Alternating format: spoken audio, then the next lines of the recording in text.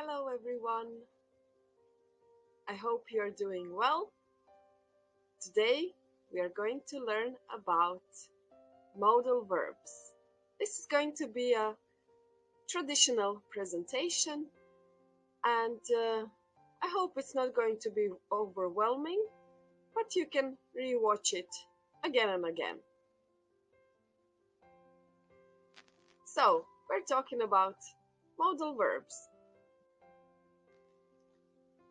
Modal verbs have different functions. These are not all of them. We can use them for different purposes.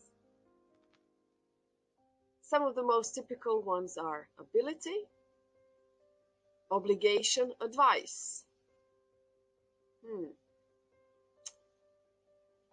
Can you remember some examples where we use the modal verbs for advice? We're going to get to that a little bit later. Let's start with the first example. If we want to say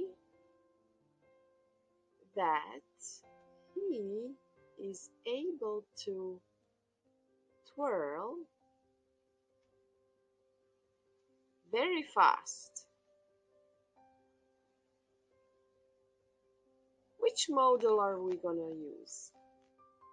And which function is this?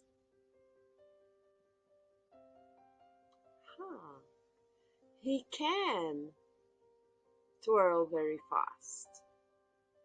All right. This is ability. What about this one? Is this ability? Permission. Do I have your permission to open this window? What can you say?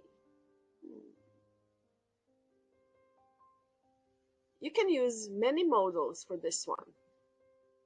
For example, may I open this window?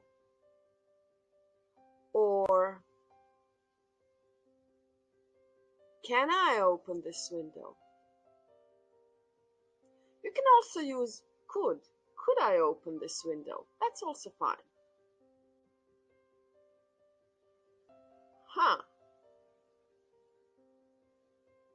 Be kind. So now I'm not asking for myself. I'm asking from you. This is not a so I'm asking you to open the window. Please.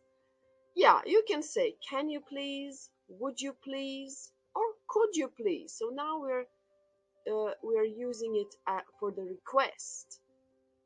But notice that here we are not going to say, may you please. May is different in this particular example. All right, so now I'm positive it's for sure that you are thrilled, you're happy, you're glad because you have graduated. What are we gonna say?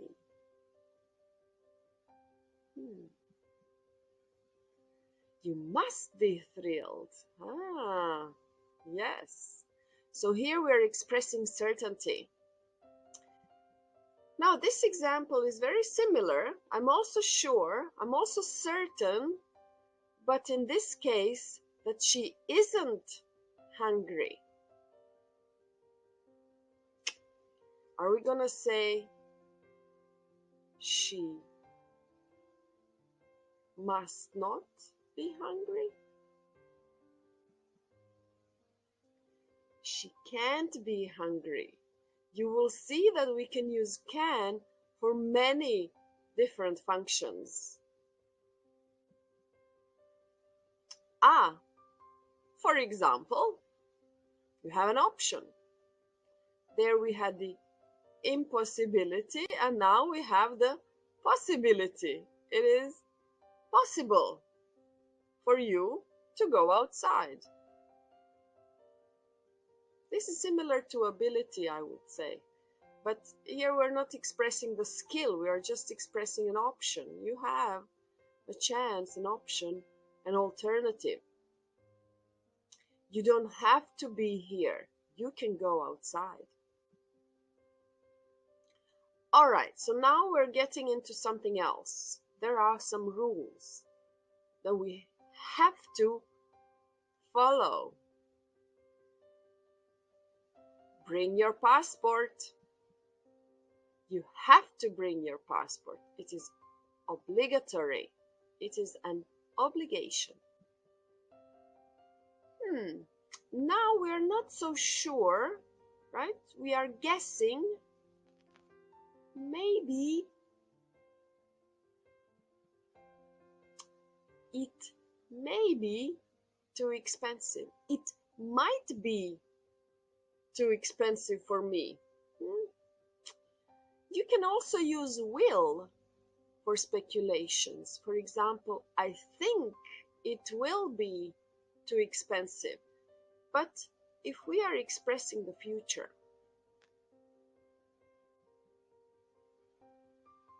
all right, so I'm here to help you. Let me help you. Which modal verb will you use? I'll help you. We call this also spontaneous decisions. Just on the spot, you decide that you will help them. So you say, I'll open the window. I'll help you. No problem.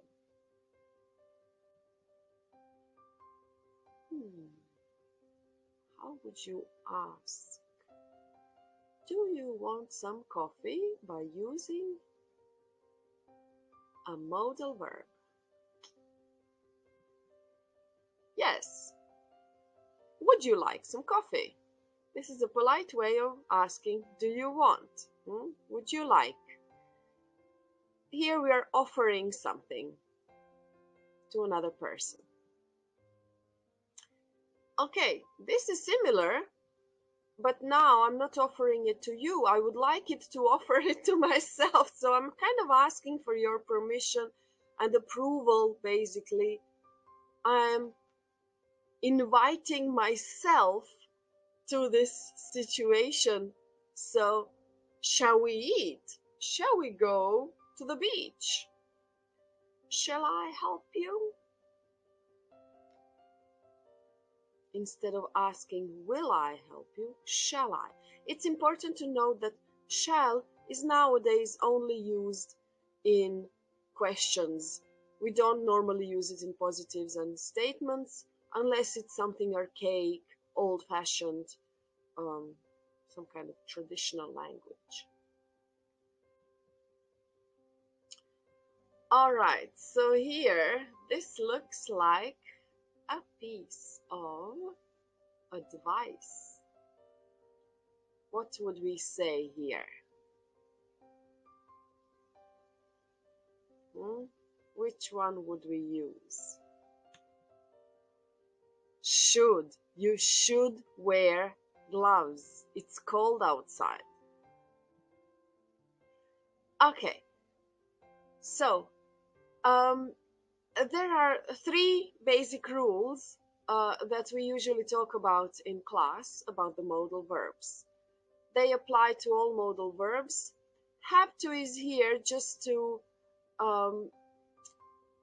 be like a supplement to must, but this rule does not apply to have to, because we say she has to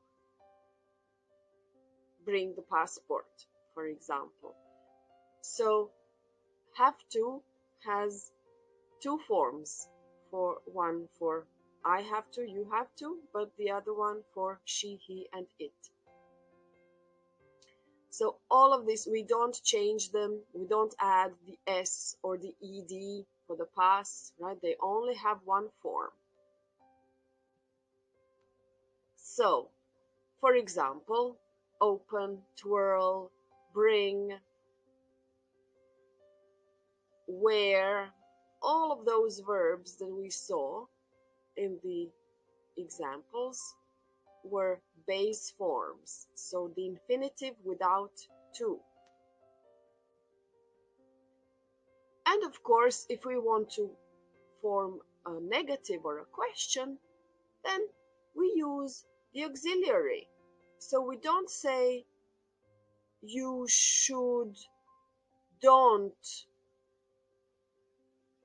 wear gloves, or do I can open the window, for example. We don't use the other auxiliaries be, do, and have to form questions and negatives, but we use the modals. So, shall we? She won't. She will not. Mustn't. I shan't. This is very old-fashioned. Sounds very weird. Okay, let's go on. There are some other verbs that behave sometimes like the modals, but they are not always used as modal verbs. They can be used in different environments. For example, ought to. It's similar to have to, but it means should. You ought to bring your jacket. It's cold outside. You should bring your jacket. This one functions as the advice. And it doesn't change for different persons. Need to, we can sometimes use he needs to, so we will sometimes change it, but we can say you needn't bring your gloves because it's warm outside. So need will be a little bit hybrid between the modal and the full verb. And of course we need to have, sometimes when it's the negative we will say you needn't worry, but you need to worry. I dare not speak. I dare say. I have the courage to say. You'd better bring your wallet. So this is like a recommendation or advice. And this one doesn't change. The apostrophe D stands for had, but we never use it as a full. We only use it in this way. You'd better not stay out late, for example. All right, so we said that we don't change the modals, we don't add ed to them in order to create the past. So how do we create the past? Well, we put it in something like the perfect form. So we put have and the past participle of the main verb after them. So she must have been tired. I have to say that could can actually replace can in the past. So I could sing well when I was young. We should have gone home early. We're talking about last night here. I can't have made a mistake. I couldn't have made a mistake. It's the same thing here. Of course, we're not going to use will or shall with this because they are kind of representatives of the future. In the next slide, we will talk about this a little bit. And have to, of course, we're not going to say I have. It doesn't make any sense. So we're not going to use have to create the past because have has the past, which is had, right? I had to go outside because my mom made me. So have to has is an irregular verb, so it's going to have a normal past tense. And of course, if we add have and past participle to will, this is something we call the future perfect. You're going to learn about this on some higher levels. It means that by the time in future something will be done. So in the same way as we have the present perfect, which means up to now something has been done, but up to August, and August is in future, they will have graduated, they will have finished high school, they will have passed the exams, they will have bought the car, because we are expecting something to happen up until that point. But if you're not on a higher level, don't worry about this. You're going to learn about that somewhere on the intermediate or upper intermediate level. And to end this, modal verbs are a little bit weird sometimes, might seem a little bit complicated, but of course you can't live without them. We use them all the time, so just accept them. Try to get your teacher to give you more examples if you don't understand, and of course ask here in the comments and we'll explain it to you. I hope this was useful, and see you in the next video. Bye!